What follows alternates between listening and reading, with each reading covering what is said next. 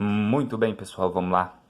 Segundo ano, aula de Química, professor Rosa Vitor. Vou comunicar com vocês aqui sobre dispersões. Vamos lá, dispersões. Quando a presença de uma substância dissolvida é uma segunda substância, ou seja, quando você tem aí uma determinada substância dissolvida em outra, ou seja, dois tipos de substância formando uma mistura. E essas misturas podem ser soluções puras. As soluções puras, só para relembrar, elas têm de 0 a 1 nanômetro.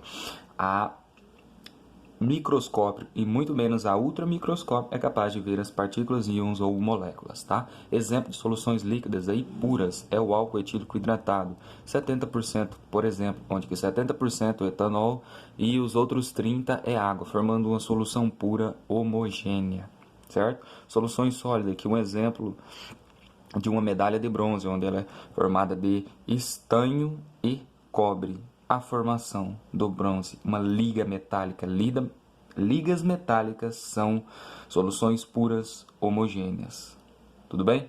E as soluções gasosas. Soluções gasosas, entre si os gases são miscíveis, como a formação do ar, o ar em que respiramos, onde que contém 74% de nitrogênio, 75%, 22% aí a 23% de oxigênio, 1% aí de argônio também, e 0,5%, 4% aí de CO2, poeira e outros gases poluentes. Tudo bem? Soluções aí de gases em líquidos. A gente encontra, por exemplo, dos refrigerantes, onde que tem o gás CO2, que é o dióxido de carbono dissolvido aí nos refrigerantes. Esse gás que você ingere ao tomar refrigerante é um tipo de procedimento que ocorre onde há dois processos de temperatura e pressão. Quando você aumenta a temperatura, você diminui a dissolução de gases em líquidos, ou seja, ao contrário, quando você diminui a temperatura, você irá favorecer com que os gases se dissolvam em líquido. Outro fator é a pressão. Quando você aumenta a pressão, você favorece com que mais fácil os gases se dissolvam em líquido. É o que ocorre com os refrigerantes. Eles são dissolvidos no refrigerante sob pressão, pressão em atm, uma determinada pressão. Ao inserir pressão de um gás em um recipiente, ele se dissolve então no refrigerante. Tudo bem? Outro dado que eu coloquei aqui são que, olha aqui, um pescador, nos dias frios, os pescadores gostam de pescar por quê? Olha lá, não disse nos dias frios, quer dizer que a temperatura está baixa. Se a temperatura está baixa, você vai favorecer com que o oxigênio presente no ar se dissolva aqui, sobre a superfície da água dos rios.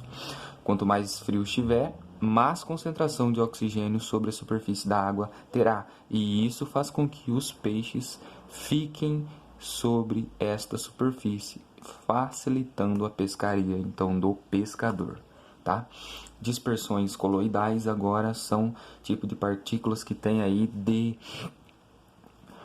1 a 100 nanômetros. A olho nu, elas são homogêneas, a microscópio heterogêneo. O exemplo do leite, o leite com gordura, certo? E proteínas e água, a microscópio é capaz de ver estas partículas. Outro exemplo aqui é óleo ou petróleo, tudo bem? Em água, onde aqui você tem as gotículas de petróleo e em substância aquosa.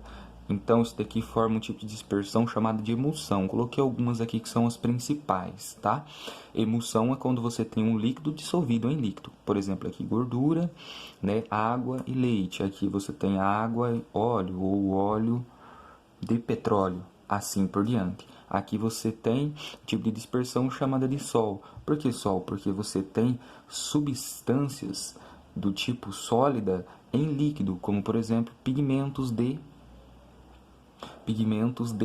tinta, solventes, água e assim por diante, formando aqui um tipo de dispersão. A olho nu parece uma solução homogênea, mas a microscópio ela vai formar aqui esses pigmentos onde que vocês vão encontrar um tipo de dispersão coloidal, a microscópio heterogênea.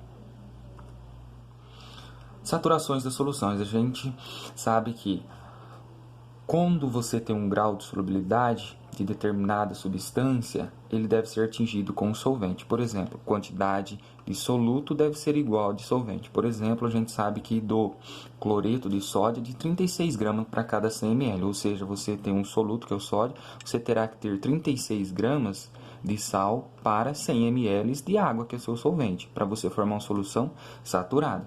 Uma insaturada, você inserir, por exemplo, menos de 36 gramas, né, do NaCl, estou citando um exemplo, por exemplo, aí 30 gramas para 100 ml de água, forma uma solução insaturada, não atingiu o ponto de saturação, tudo bem?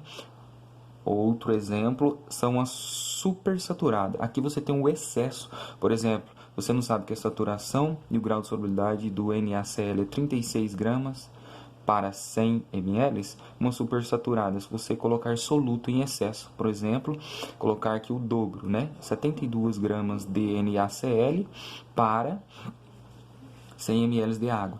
Vai dissolver a quantidade de 36 e o restante irá formar no fundo, formando então duas fases. Duas fases formam uma solução heterogênea, que a gente sabe, né? Então aqui, saturações das soluções. E por último, concentração. A concentração, citei aqui um exemplo, a gente sabe que a concentração é a relação de uma massa por um volume de uma solução. Olha aqui, eu coloquei um exemplo aqui da vitamina C da acerola, tá? Onde que cada 100 ml de suco contém 435 mg de vitamina C. Eu quero saber aqui, em 300 ml, por exemplo, quantas miligramas aqui de vitamina C eu vou ter sobre um copo aí de suco.